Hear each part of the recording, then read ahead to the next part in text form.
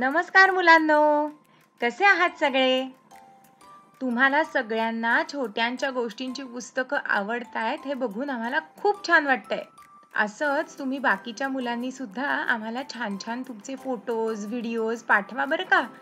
तुम्हाला पुस्तकातलं काय आवडलं हेही सांगा. आणि ज्यांनी अजून आपली पुस्तकं घेतली नसतील, त्यांनी लवकरात लवकर विकत घ्या. त्यासाठी नितीन प्रकाशनची आणि Amazonची साईटची लिंक आम्ही डिस्क्रिप्शनमध्ये देतच आहोत. काय चालेल ना? चला आता आजची गोष्ट. आज मी तुम्हाला सांगणार आहे रशियन लोककथा आणि ही परीकथा आहे बरं का. गोष्टीचं नाव आहे परी राणीची देणगी. लिलिया नावाची एक मुलगी होती. खूप सुंदर, गोजीरवाणी आणि नाजूक. पण तिला आई बाबा नव्हते. पुन्हा एका दूरच्या आत्याकडे ती राहायची. पण तिची आत्या होती ना, ती महाद्वाड आणि खाष्ट होती. आत्यालाही लिलिया एवढी एक मुलगी होती. तिचं नाव होतं लारा. लारा दिसायला सुंदर होती, पण खूप गर्विष्ठ होती.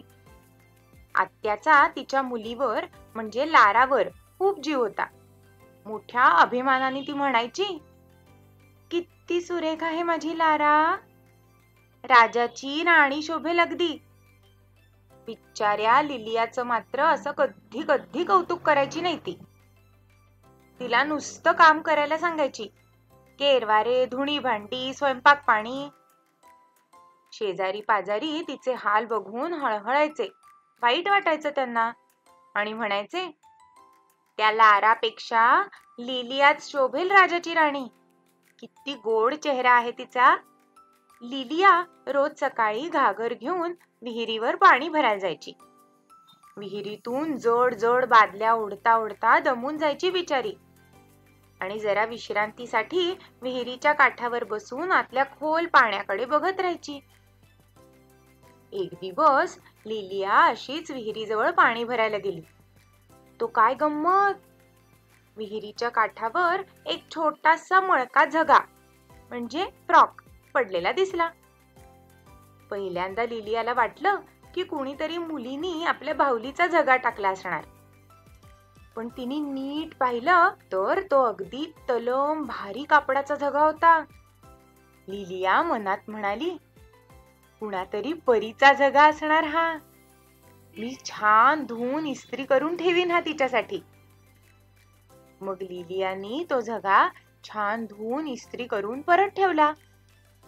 त्या दिवसानंतर रोज एक मळका झगा विहिरीच्या कट्ट्यावर असे आणि लिलिया तो धुवून ठेवी.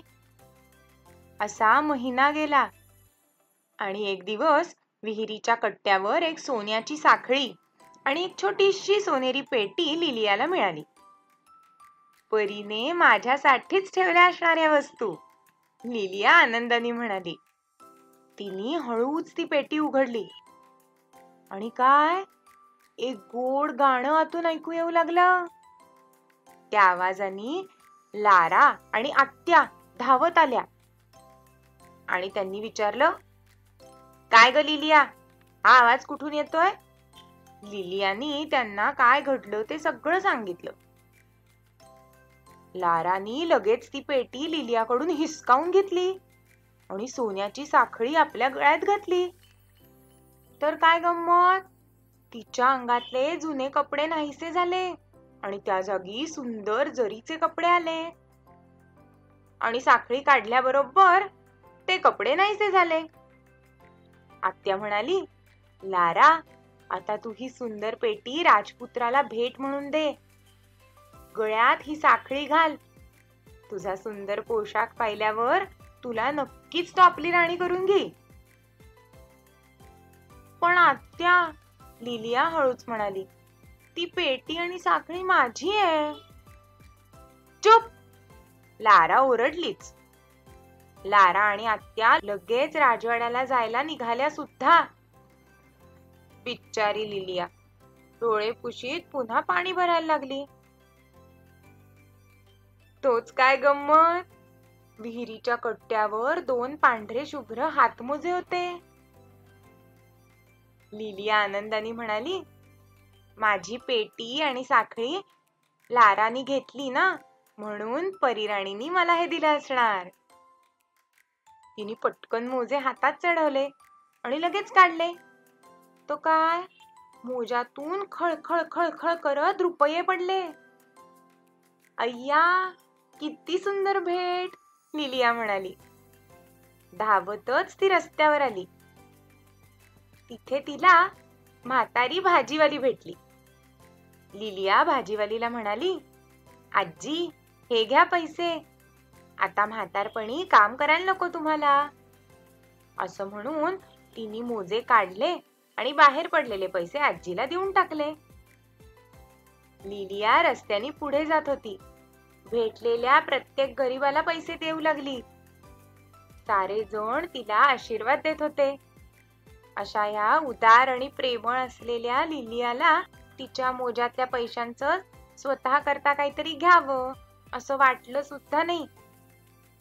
इतरांच्याच आनंदाने ती फार खुश होत होती. इकडे लारा आणि आत्या राजपुत्राकडे पोचल्या. लाराचं रूप आणि तिने आणलेली पेटी पाहून राजा चकित झाला आणि आपल्या प्रधानजींना बोलवून म्हणाला, प्रधानजी, या लारानी माझ्या राजपुत्राशी लग्न करावं असं मला वाटत आहे. पण प्रधानजी हुशार होते. काहीतरी गडबड आहे असं त्यांना वाटलं. म्हणून ते म्हणाले, महाराज, प्रथम ही पेटी तिला कुठे मिळाली ते विचारा बरं. मग राजानी हा प्रश्न लाराला विचारला. तेव्हा लारा म्हणाली, महिनाभर मी एका परीचे कपडे धुवून देत होते, त्याचं हे बक्षीस आहे. लारा खोटं बोलली आणि हे खोटे शब्द तिच्या तोंडातून बाहेर पडतात न पडतात तोच तिच्या गळ्यातली साखळी एकदम उडून पेटीत पडली आणि ती पेटी उडून जमिनीवर पडली आणि सरकत सरकत निघाली की पुढे. राजा आणि प्रधान चकित होऊन पेटीच्या मागे धावले. पेटी गेली गेली गेली ती सरळ लिलिया गरिबांना पैसे वाटत होती ना, तिथे जाऊन पोचली. पेटी लिलियाच्या हातात जाऊन बसली आणि साखळी अलगद तिच्या गळ्यात जाऊन पडली. त्याचबरोबर लिलियाच्या अंगावर सुरेख पोशाख आला. राजा लिलियाला पाहून थक्कच झाला आणि तिच्या भोवती जमलेले गरीब लोक पाहून आपल्या राज्यात इतके लोक दुःखी असावेत याचं त्याला वाईटही वाटलं. पण लिलियाकडे असलेले पैसे ती या दुःखी लोकांना देतीये हे बघून राजाला समाधानही वाटलं. तो म्हणाला, तू कोण आहेस? तू माझ्या राजपुत्राशी लग्न करून सगळ्या राज्याला सुखी करण्यास आमची मदत करशील का? हे ऐकताच क्षणभर पेटीतून गोड गाणं ऐकू आलं आणि ती पेटी, साखळी आणि मोजे एकदम अदृश्यच झाले. कारण आता त्यांची गरज उरली नव्हती ना. परीराणीनी ही देणगी लिलियाला मुद्दामच दिली होती आणि आता लिलिया सगळ्यांचं भलं करायला राजाला मदत करणार आहे हे परीराणीला कळलं होतं.